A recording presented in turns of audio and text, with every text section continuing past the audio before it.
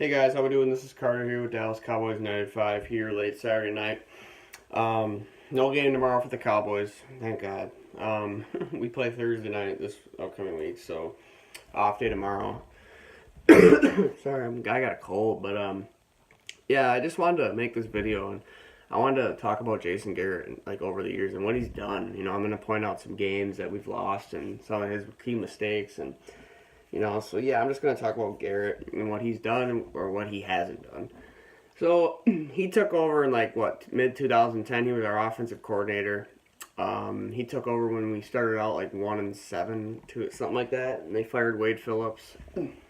And yeah, Jason Garrett took over as an interim head coach, and I mean he did decent with what he had. They finished 6-10, but I mean he didn't do a horrible job. Sorry guys, I'm really sick, but. Then 2011, we came in. I mean, not the best team. We had Rob Ryan, defensive coordinator, and yeah, I mean, we had enough talent to win more than 8 games. They ended up going 8-8, but I just remember a couple games that year.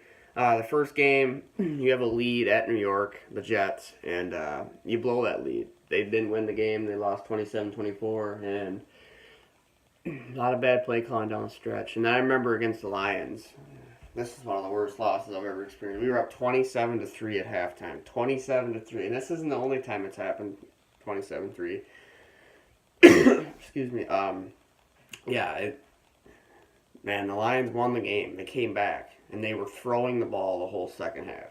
Throwing the ball. Romo ended up with 3 picks. It was bad. And I blame it on Garrett. Play calling. It was terrible. The last game of the year, they go up to New York unprepared. They get blown out. So I mean, it's. And then the next year, 2012, I can't really remember any standout losses that were just big dumbfounding. I'm sure there were some, but we lose week 17 again at Washington this time. At Romo 3 picks. We just didn't do. Garrett didn't make any adjustments. It was bad. 8-8 again. The next season, 8-8, 2013. And the same thing happened, 27-3 against the Packers. The Aaron Rodgers-less Packers. They didn't have him. Matt Flynn was the quarterback, 27-3. And you come out in the second half at home, and what do? You throw the ball, and Romo has picks, and you lose. It's just like, oh, Garrett, man, what are you doing? 3 years in a row of 8-8. That's when I said, fuck it.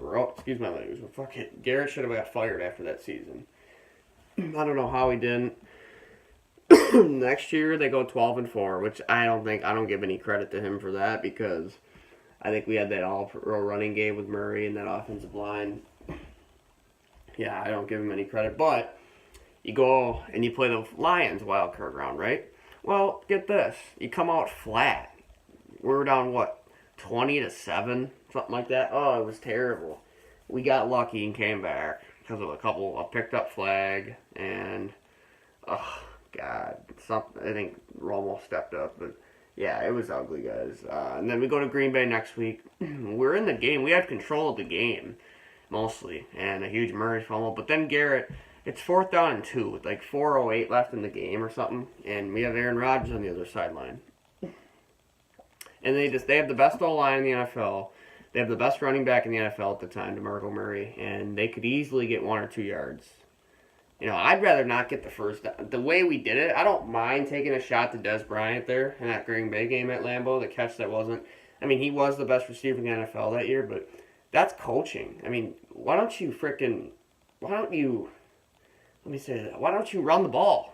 If you don't get it, you still have 3 timeouts, a 2-minute warning, or was it 2 or 3? I think 3.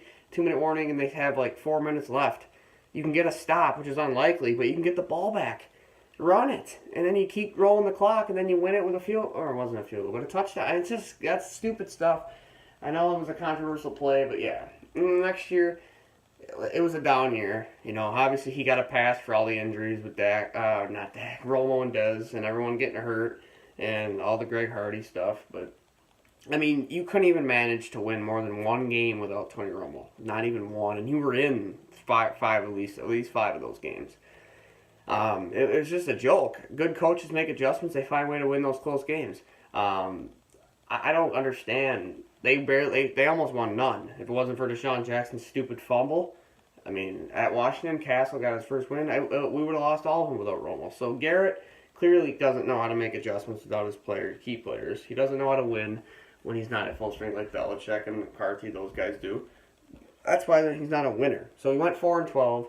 I still thought we needed to change it, coach. Next season, last year, 13-3. What can I say? I don't give Garrett any credit. He won Coach of the Year. I don't give him any credit though. I think it was just Dak and Zeke. I think it was the O-line. It was our defense that was able to best scoring defense in the NFL. And whatever, But the key thing is, this is key here. You're the 1 seed. You have home field advantage. You have all the momentum. You've already beat Green Bay at their house. They come in banged up, no Jordy Nelson, and you come out and you're down 21-3 in a playoff game, and you're 13-3, damn near undefeated. How do you can't motivate your team to come out and get an early lead on an away team?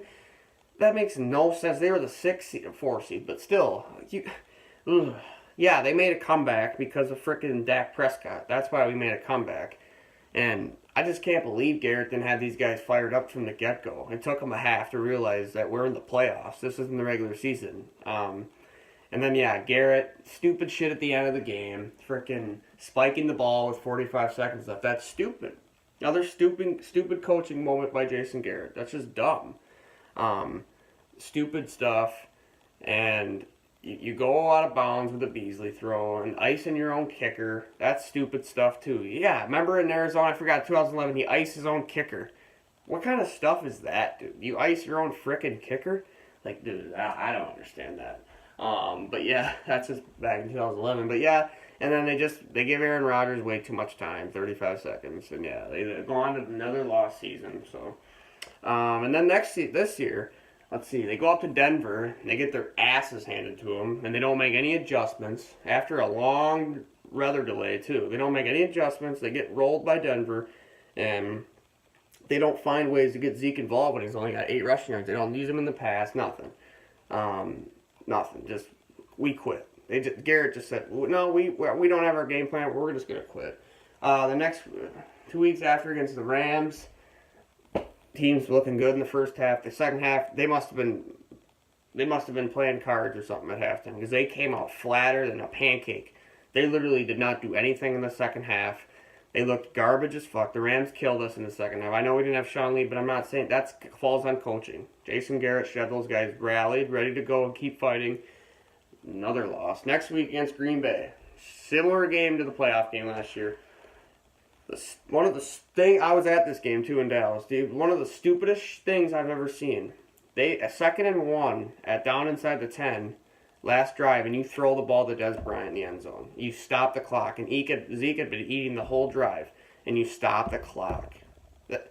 What kind of stuff is that? I don't know who called it. Maybe it was an audible by Dak or Lenahan called. I don't know. Garrett has a right to veto, and he called. Holy crap, dude. And then Dak, maybe, yeah, coaching should have told him to slide. I don't know. It's controversial, but still, like, come on, dude. And then, yeah, we lost that game. Gave him way too much time. Gave him a day to score. And then the next games, the frickin' 3-game streak we had lately. The 3 losses without Zeke. You can't score 10 points at least without Zeke. They haven't gotten any double-digit games. They make no adjustments. They left Chaz Green out to dry. Jason Garrett does not know how to make adjustments. And he doesn't know how to win without key players. That's why he's not an elite NFL coach. He can't coach in this league. He's more of a coordinator. I wouldn't even want him as my coordinator. But look at all those things, guys. That is the definition of mediocrity at its finest. They can tease us with these 13, 12-win seasons. It don't matter. They're not going to go to the Super Bowl, let alone the NFC title with Jason Garrett. Because they choke. He chokes on his fucking dick. That's just plain and simple. He's a fucking choke artist. And it's just what it is. And we're never going to win without him. I'd like to go after John Gruden or Harbaugh, somebody. Because fucking, he is a terrible head coach. And those are prime examples of why he should have been out of a job before we went 12-4. Or at least after 4-12 season. It's a joke. Yeah, I hope we lose the rest of our games. I hope we can win. But if we lose next week, I hope we tank and we just fire Garrett. Hope we get blown out and embarrassed because, man, he does not deserve a job. But, guys, I'm going to probably sign off. It's getting late. So I probably won't make a video tomorrow. We don't have a game, so I'll get more into the Redskin game next week. But, yeah, guys, Happy Football Sunday. Take care. And remember, go Cowboys, but Jason Garrett is not the guy, guys.